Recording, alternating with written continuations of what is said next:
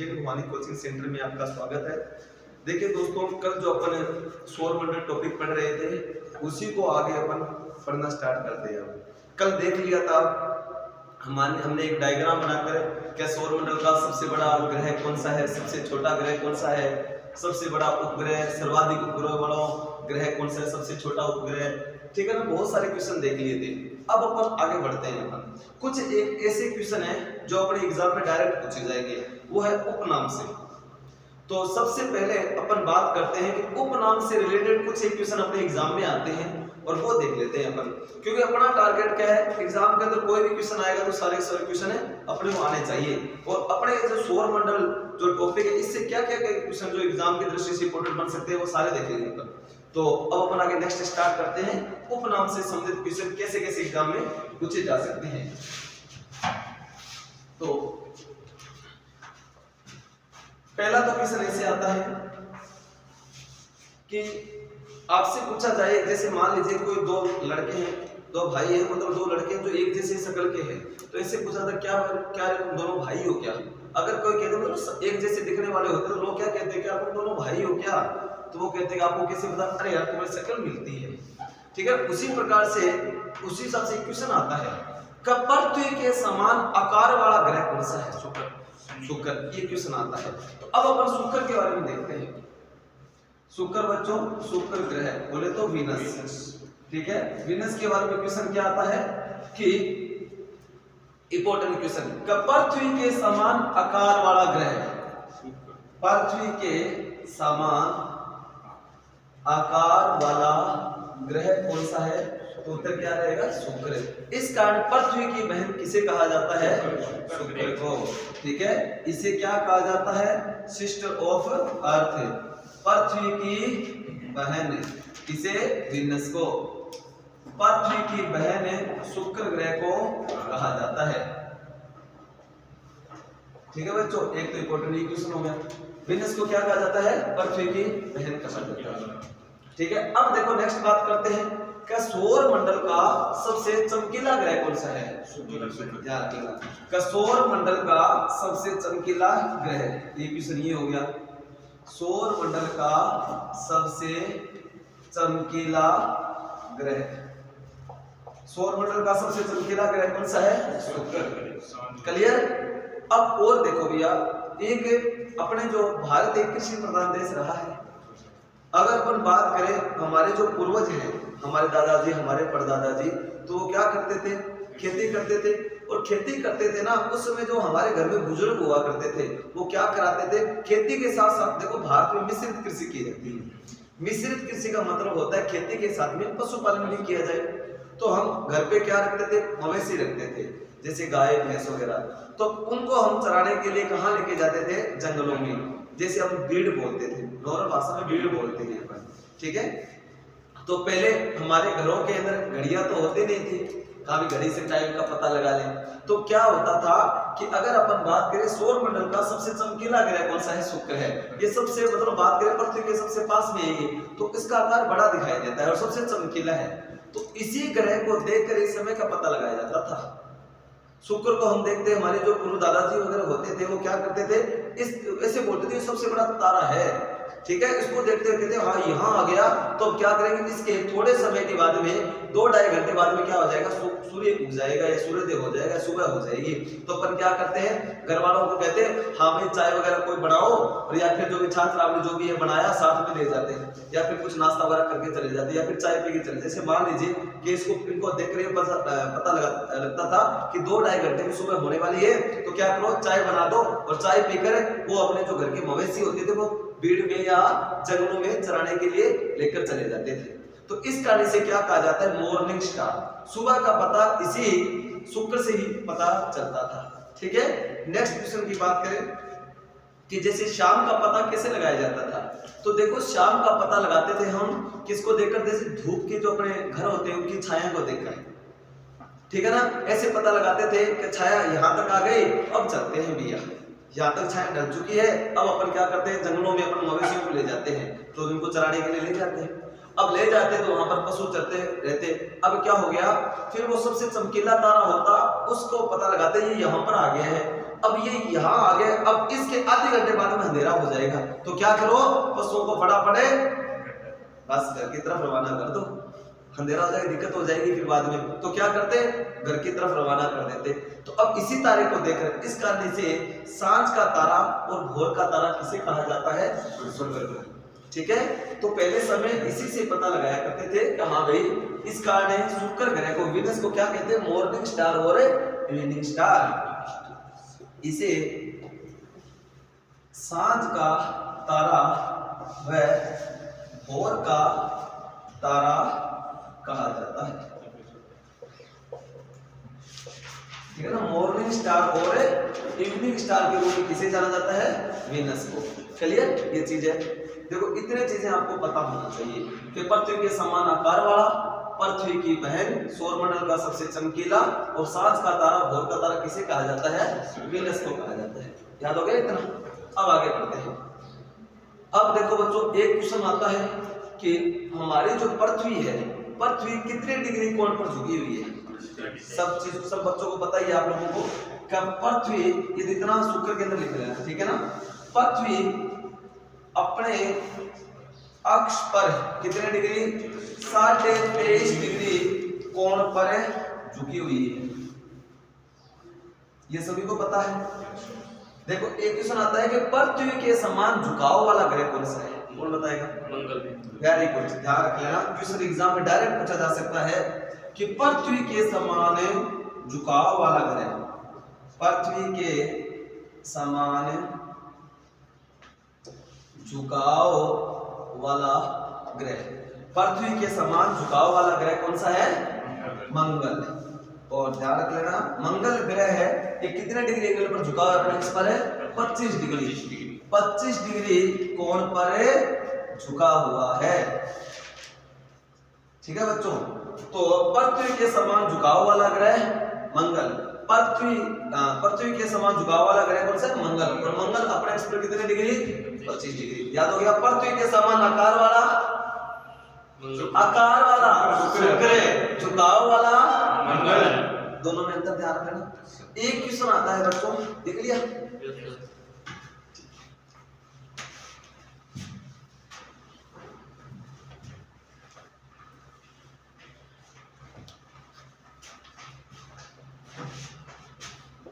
Next question की बात करें अपन।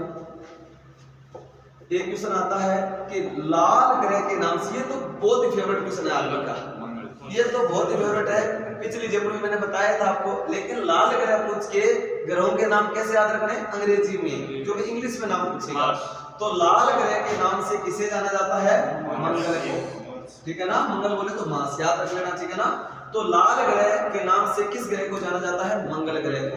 आपको सर इसे मंगल को लाल ग्रह क्यों कहा जाता है, देखो बच्चों, क्योंकि इसके अंदर आयरन ऑक्साइड की अधिकता है।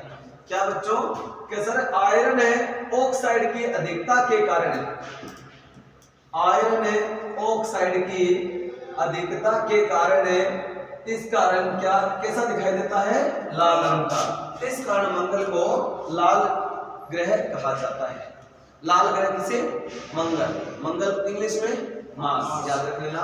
एक आता है नीला ग्रह, नीला ग्रह के नाम से किसे जाना जाता है, हमारी पृथ्वी को, हाँ अर्थ को। कारण क्या है, कारण पता होना चाहिए बच्चों, रीजन लिख लेना। सर पानी की उपस्थिति के कारण, पानी की उपस्थिति के कारण पृथ्वी को नीला ग्रह कहा जाता है। जैसे अपन बोलते हैं ना, पानी रे पानी तेरा रंग कैसा, तो पानी का रंग कैसा है, नीला।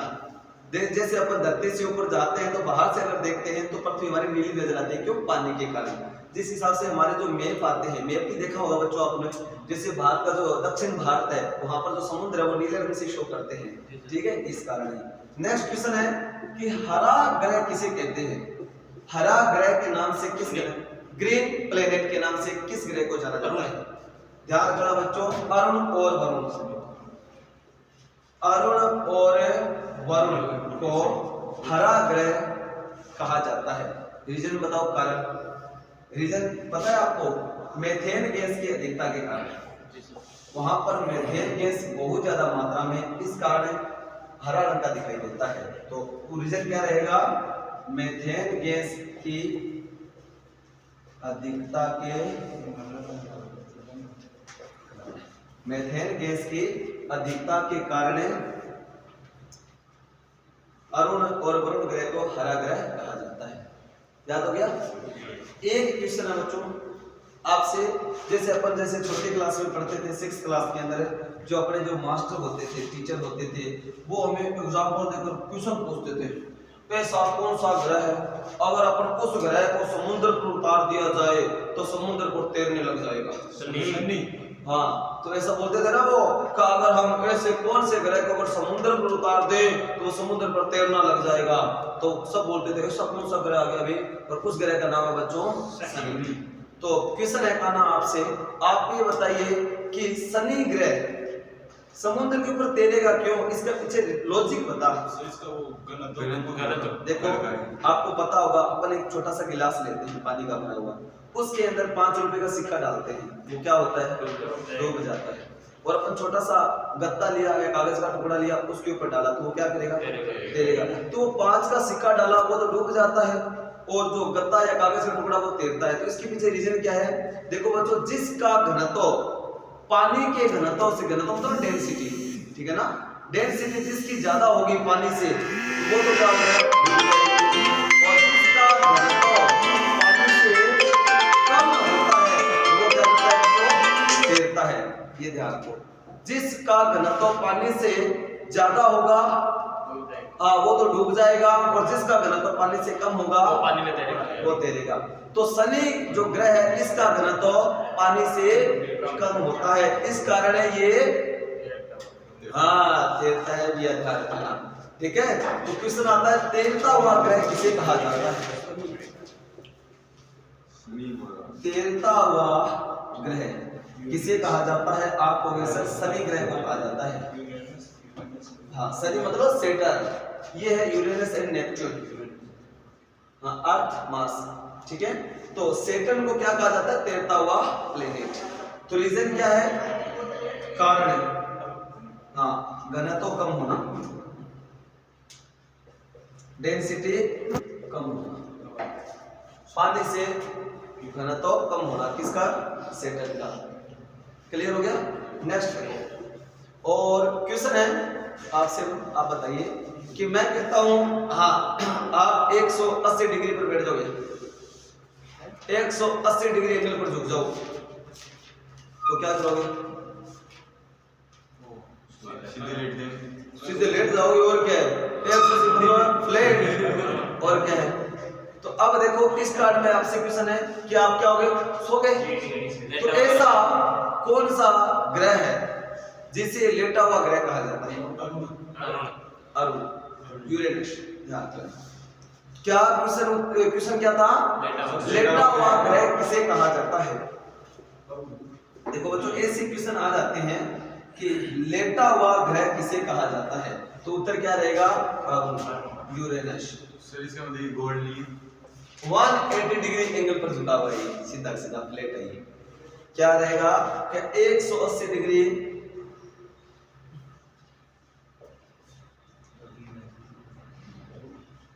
180 डिग्री कोण पर झुका हुआ है, इस कारण अरुण को क्या कहा जाता है? लेटा हुआ ग्रह कहा जाता है। यूरेनस को, ठीक है, लेटा हुआ, तैरता हुआ, हरा, नीला, लाल। आ गया समझ में? आपको याद होना चाहिए इसी। एक मैं क्वेश्चन पूछता हूं बच्चों आपसे, और ये है कि इस संसार में कोई भी चीज क्या नहीं, एक जगह स्थायी नहीं है, हर कोई चीज गति करती है, कुछ भी हो चाहिए। यहां तक कि हमारा सूर्य भी क्या करता है? गति करता है, ठीक है। सूर्य अपने एक्स पर घूमता है। तो क्वेश्चन है बच्चों आपसे, सूर्य कौन सी दिशा में घूमता है? वेरी गुड, ध्यान रख लेना, हमारा जो सूर्य है वो क्लॉकवाइज घूमता है बच्चों। क्या? क्लॉकवाइज, पूर्व से पश्चिम दिशा में घूमता है। तो क्वेश्चन है बच्चों आपसे कि सूर्य की दिशा में घूमने वाले ग्रह कौन कौन? शनि और अरुण, शुक्र और अरुण। ध्यान रख लेना, वीनस और यूरेनस क्या करते हैं? कसरे सूर्य की दिशा के अंदर घूमते हैं। तो क्वेश्चन आ जाता है, ऐसा कौन सा ग्रह है जो अपने सूर्य की दिशा में घूमता है या पूर्व से पश्चिम की ओर घूमने वाले ग्रह? तो आपको सर दो है, शुक्र और अरुण। वीनस और यूरेनस जो क्या करते हैं क्लॉकवाइज डायरेक्शन में घूमते हैं। इसके अलावा सारे के सारे एंटी क्लॉकवाइज हैं, ठीक है, एक साथ ही सारे हो जाते हैं। तो ये तो लिख लिया होगा आप लोगों ने।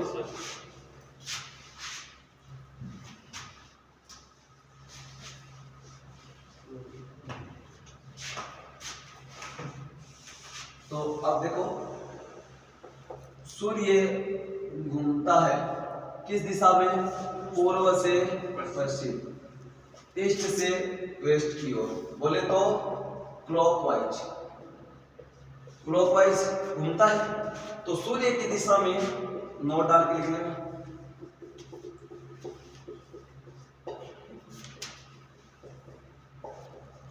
सूर्य की दिशा में घूमने वाले ग्रह, सूर्य की दिशा में घूमने वाले ग्रह कौन कौन से बताएगा भाई? शुक्र और ठीक है, ये चीज है।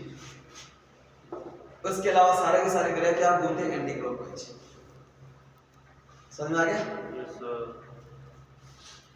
फटाफट इसको नोट आउट सॉर्ट आउट करो, लिखो, लिख लिया, नोट डाउन लिख लिया।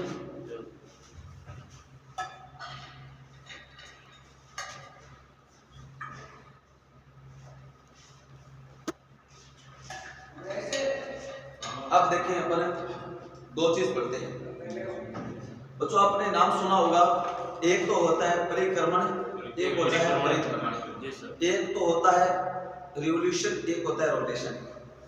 आप बताइए रिवोल्यूशन का मतलब क्या होता है? वेरी गुड, अभी बात करते हैं दोनों को दोनों। बेटा तो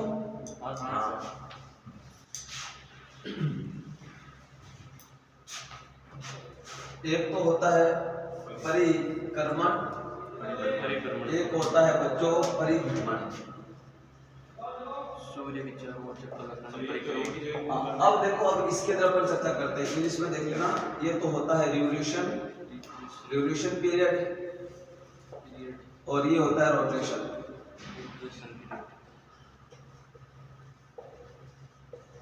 ठीक है, अब आपसे क्वेश्चन है,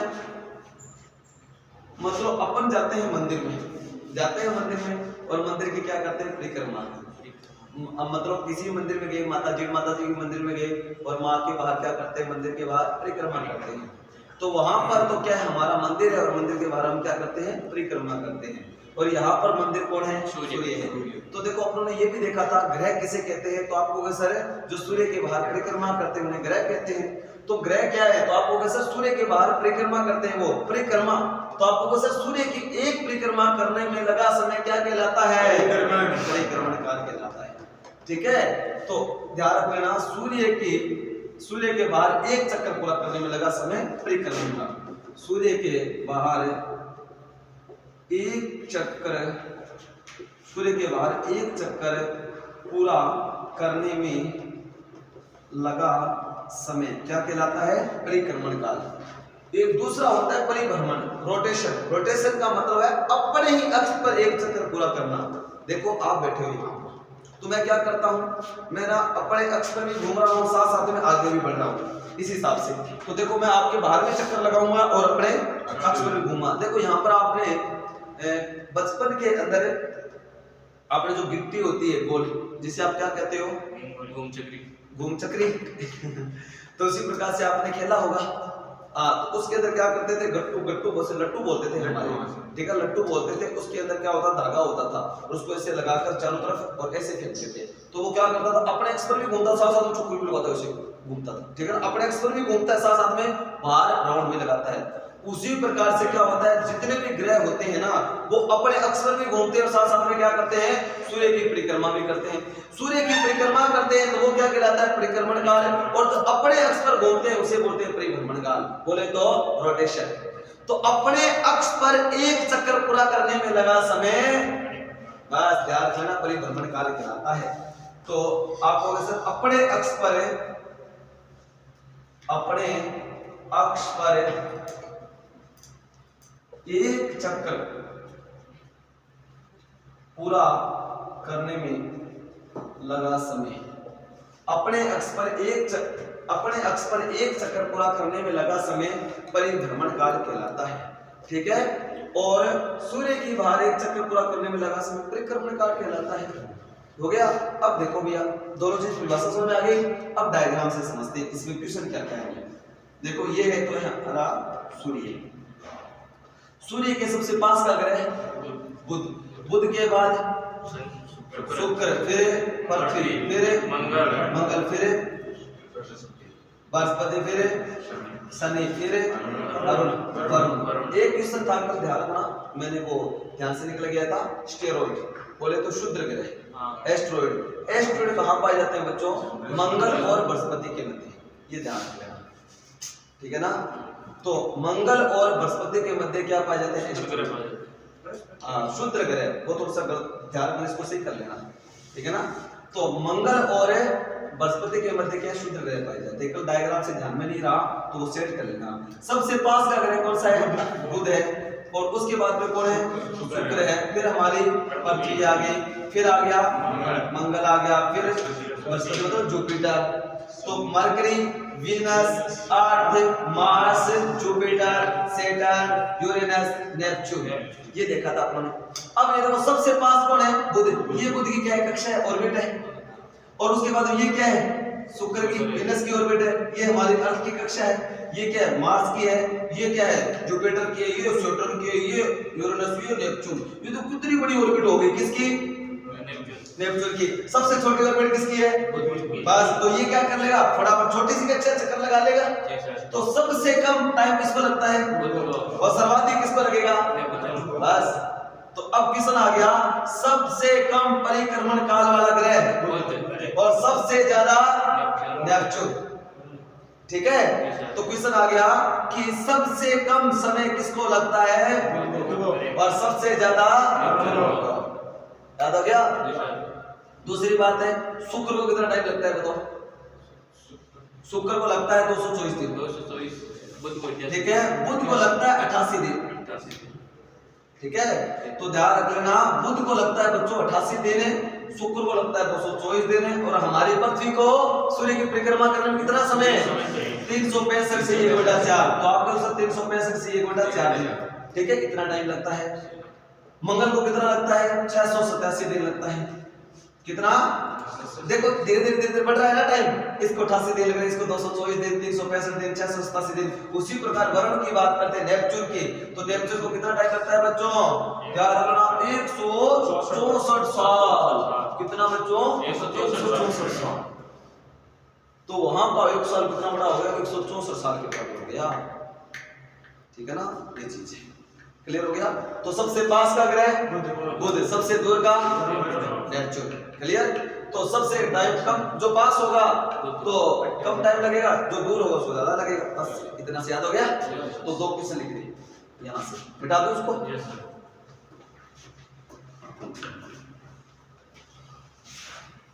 तो पहला क्वेश्चन तो ये है, सबसे कम परिक्रमण काल वाला ग्रह, सबसे कम परिक्रमण काल वाला ग्रह कौन सा है? तो उत्तर रहेगा मरकरी। और मरकरी को कितना टाइम लगता है बच्चों? 88 डे, 88 दिन। सर्वाधिक परिक्रमण काल वाला ग्रह, तो उत्तर रहेगा वरुण, नेपच्यून। कितना टाइम? 164 वर्ष। Very good. नेक्स्ट, ये तो आ गया इधर वाला। अब चलते हैं परिभ्रमण काल वाला। देखो भैया, इसको ये तो हो गया, याद हो गया, इसमें तो कोई रटने की जरूरत नहीं है, सिंपल सा है रटना इसको भी, क्योंकि रटकर अपना कितनी चीज याद रखेंगे, समझकर याद करोगे तो भूलोगे नहीं कभी भी। क्वेश्चन यहाँ से रोटेशन पीरियड की बात करते हैं परिभ्रमण वाले का। जिसका आकार बड़ा होता है ना बच्चों, उसको क्या लगता है? सबसे कम समय लगता है। ये ध्यान रखना। तो सबसे बड़ा आकार किसका? बृहस्पति का, जुपिटर का। तो सौर मंडल का सबसे बड़ा ग्रह कौन सा है? जुपिटर। तो आपको पता है सबसे कम टाइम किसको लगेगा जिसका आकार बड़ा? जुपिटर को। तो क्वेश्चन आ गया कि सबसे कम परिभ्रमण काल वाला ग्रह, सबसे कम है रोटेशन है पीरियड किसका है, तो उत्तर रहेगा बृहस्पति, जुपिटर, बृहस्पति। ठीक है, और आपको के सर बृहस्पति को कितना समय लगता है, बृहस्पति को कितना समय लगता है, लगभग 10 घंटे। ठीक है, हाँ भाई, तो कितना टाइम लगता है, लगभग 10 घंटे। अब आपको वैसे सबसे छोटा ग्रह तो क्या बुध है, शुक्र। सबसे सबसे छोटा ग्रह कौन सा है, बुध है। तो सब सर्वाधिक परिभ्रमण काल वाला कौन सा, बुध होगा, नहीं शुक्र। यहाँ पर थोड़ा सा क्या होता है, सुनो पहले आगे मत चलो, सुनते जाओ। तो सर्वाधिक परिभ्रमण काल वाला ग्रह कौन सा है, शुक्र है। वेनस की क्या बच्चों स्पीड बहुत ही कम है। ठीक है, टेम्परेचर ज्यादा होने के कारण, इस कारण का, क्योंकि सबसे गर्म ग्रह कौन सा है, शुक्र है। सबसे चमकीला ग्रह कौन सा है, शुक्र है, वीनस है, ये चीज है। तो वीनस सबसे चमकीला भी है, सबसे गर्म भी है। ठीक है, और उसकी स्पीड बिल्कुल ही कम है अपने एक्स पर, ये चीज है। क्योंकि अपने एक्स पर एक चक्कर पूरा करने में लगा समय तो क्या कहलाता है, परिभ्रमण कहलाता है। तो अब देखो शुक्र को बहुत ही स्पीड कम है बच्चों। तो क्वेश्चन आ गया कि सर्वाधिक परिभ्रमण काल वाला ग्रह कौन सा है, उत्तर रहेगा वीनस, शुक्र। बच्चों शुक्र को कितना समय लगता है पता है आपको, 243 दिन। एक क्वेश्चन है और क्वेश्चन है आपसे, हाँ आप बताओ भाई, आप ये बताइए अपनी अर्थ को, अपनी पृथ्वी को अपने अक्ष पर एक चक्कर पूरा करने में कितना समय लगता है, 24 घंटे, एक दिन 24 घंटे। ये दूसरी बात है मंगल को, सर मंगल को भी इतना ही लगता है, लगभग 24 घंटे। ठीक है, ये चीज है। तो अब तभी तो कहा जाता है मंगल के बाद में संभावना कहां पर है, जीवन की, मंगल पर है, ये कहा जाता है ना, ये चीज है। तो अब देखो इसके पीछे यही रीजन है कि मंगल की बात करें, मंगल है सूर्य के बाहर चक्कर लगाने में लगभग 2 साल लेता है। ठीक है ना, अपना तो 1 साल है 365, उसमें कितना है 687 दिन, लगभग 2 साल लेता है सूर्य की परिक्रमा करने में मंगल को, और अपने एक्स पर 24 घंटे। तो लगभग समानता है मंगल के साथ, इस कारण। ठीक है, इस कारण बताते हैं कि मंगल पर चलेंगे। मंगल के बारे में और जानकारी लेने के लिए चंद्रयान, ठीक है, सॉरी मंगलयान मिशन, तो आगे को पढ़ेंगे वो भी। तो इतना समझ में आ गया। तो अब एक क्वेश्चन है इंपॉर्टेंट, पूरा ध्यान से सुनना और फिर जवाब देना। सौर मंडल का ऐसा कौन सा ग्रह है जिसका एक दिन 1 साल से बड़ा होता है? सौर मंडल का ऐसा कौन सा प्लेनेट है जिसका एक दिन 1 साल से बड़ा है? जुपिटर। अभी तक आप समझे ही नहीं क्वेश्चन, तो आप ना ऐसे उत्तर फेंक रहे हो, अभी तक आप समझे नहीं हो क्वेश्चन की गहराई को, मैं क्या कह रहा हूँ। हाँ आप समझना इस चीज को। एक बताओ, एक दिन का मतलब क्या हो गया, 24 घंटा।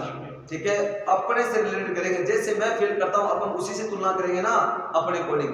एक बताओ कि हमारे पृथ्वी पर दिन रात क्यों बढ़ते हैं?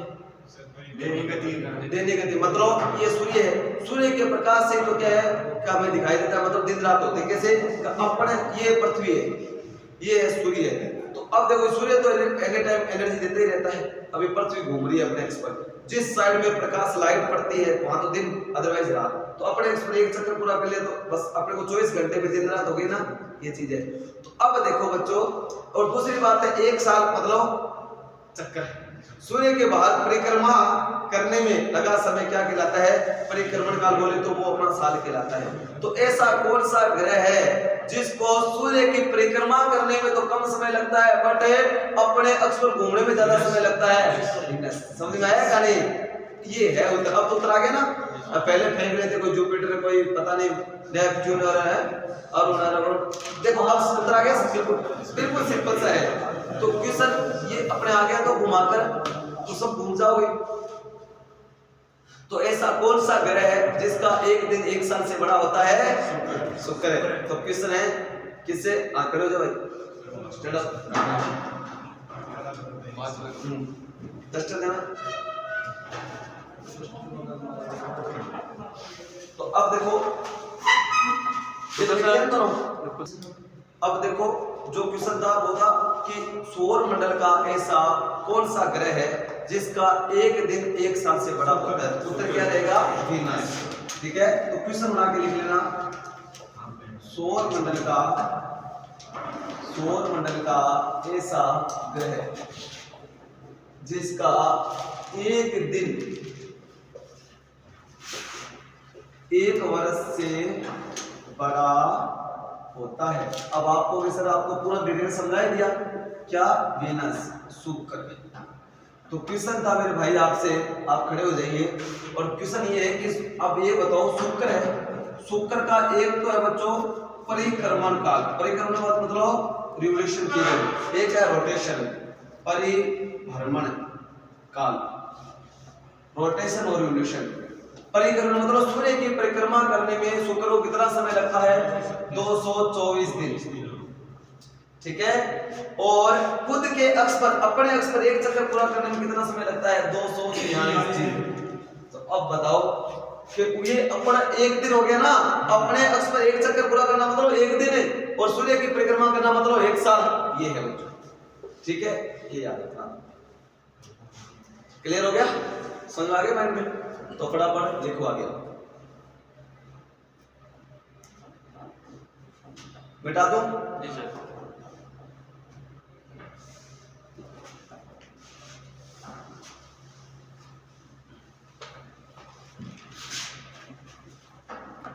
एक आपसे क्वेश्चन है कि ग्रह किसे कहते हैं? तो आपको पता सूर्य के बाहर परिक्रमा करने वाले ग्रह कहलाते हैं।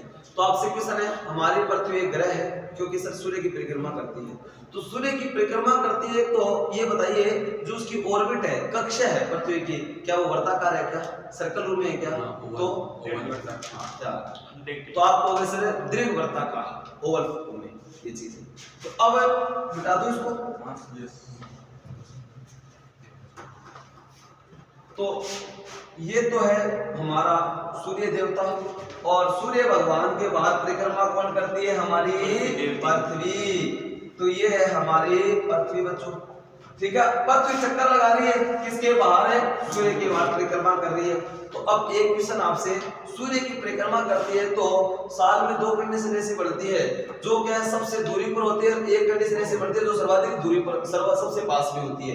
तो अब देखो सुनो सारे। तो पहला तो होता है कि एक कंडीशन ऐसी होती है जो सर्वाधिक दूरी पर है, और एक कंडीशन ऐसी आती है जो सबसे पास में। दो कंडीशन है, ठीक है। अब देखोगे ये चीज, ये तो ध्रुव और ये भूमध्य रेखा, ठीक है। जब इस कंडीशन में होती है, ठीक है ना, इस स्थिति में जब पृथ्वी आती है तो सबसे पास में आ गई, और जब इस स्थिति में होती है दोनों तरफ, ये क्या आ गई? सर्वाधिक दूरी पर। अब आपके सामने ही दीर्घ वर्ताकार रूप के अंदर क्या लगा रही है? पृथ्वी चक्कर लगा रही है सूर्य की। जब इस स्थिति में आएगी तो सर्वाधिक दूरी पर होगी, और जब इस पोजीशन में आएगी तो सबसे कम होगी। तो अब एक क्वेश्चन है, कल मैंने करवाया था, बताया था मैंने क्या कि सूर्य और पृथ्वी के बीच में एवरेज डिस्टेंस कितनी है, औसत दूरी कितनी है? तो लगभग 15 करोड़ किलोमीटर, ठीक है। कब पृथ्वी और सूर्य के बीच में औसत दूरी कितनी है बच्चों? लगभग 15 करोड़ किलोमीटर, ये चीज है। तो अब देखो, अब क्वेश्चन ये है कि सर ये बताइए, ये क्वेश्चन अपने एग्जाम में पूछ लिया गया, कब पृथ्वी सूर्य के सबसे नजदीक कब आती है, पृथ्वी सूर्य से सर्वाधिक दूरी पर कब होती है? अब सुनो, ये दो कंडीशन है, और एक देखो जब सब पास आती है तो ये कंडीशन कहलाती है बच्चों उपसौर, और जो दूर जाती है तो ये कंडीशन होती है बच्चों अपसौर। एक तो होता है पेरिलियन, एक होता है अपेलियन, ठीक है ना। एक तो होता है पेरिलियन, एक होता है अपेलियन, इसको बोलते हैं। तो अब क्या है, अब क्वेश्चन आता है सर पास कब आती है? देखो बच्चों, सर्दियों में तो पास चली जाती है और गर्मियों में दूर चली जाती है। जी ठंड लग रही है, आजा पास, ठीक है। और क्या गर्मी लग रही है, पसीना आ गया तो दूर चल, ऐसे याद रख सकते हो। कपास कब आती है? सर्दियों में आती है। सर्दी कब आती है? जनवरी में। तो उपसौर कब है? 3 जनवरी, और अपसौर कब? 4 जुलाई। ध्यान रखना, ठीक है। पेरिलियन और अपेलियन, ये चीज है।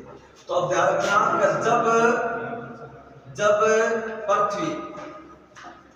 पृथ्वी सूर्य के सर्वाधिक निकट स्थित हो। जब पृथ्वी सूर्य के सबसे पास में स्थित हो तो ये घटना क्या कहलाती है? उपसौर। जब पृथ्वी सूर्य से सर्वाधिक दूरी पर स्थित हो तो यह घटना क्या कहलाती है? अपसौर कहलाती है। अब देखो आपको सर इनको हिंदी में कैसे याद करें? उप का मतलब होता है पास या निकट। उप पास आओ, ठीक है ना? उप का मतलब होता है पास या निकट। हप बोलते बच्चों, हप ऐसे बोलते ना किसी को, अट ऐसे बोलते। हप मतलब दूर, ऐसे अप हप ऐसे याद रख लेना। अप मतलब दूर, उप मतलब पास, ये याद रख लेना। जब पृथ्वी सूर्य से सर्वाधिक निकट हो तो ये क्या कहलाती है? उपसौर। और ये कब होता है? 3 जनवरी। और ये कंडीशन होता है 4 जुलाई अपसौर। आप कहते हो सर कुछ गड़बड़ लग रही है, जब पास आएगी तो गर्मी फील होनी चाहिए, जब सूर्य के पास हम जाएंगे तो गर्मी फील होनी चाहिए, और दूर जाएंगे तो ठंड।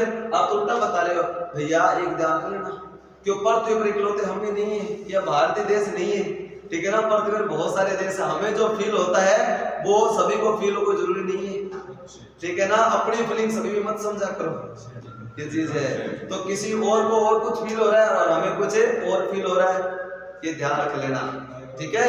तो आपको सर हमें जो फील होता है वो सभी को फील हो, जरूरी नहीं है। हमारा देश तो इसमें हमारी तो सर्दी है, लेकिन सूर्य की स्थिति देख लेना भैया, जो मैंने पढ़ाया था आप लोगों को, ठीक है? आया समझ में? तो आपको सर उपसौर कब होते हैं? 3 जनवरी। अपसौर कब होती है?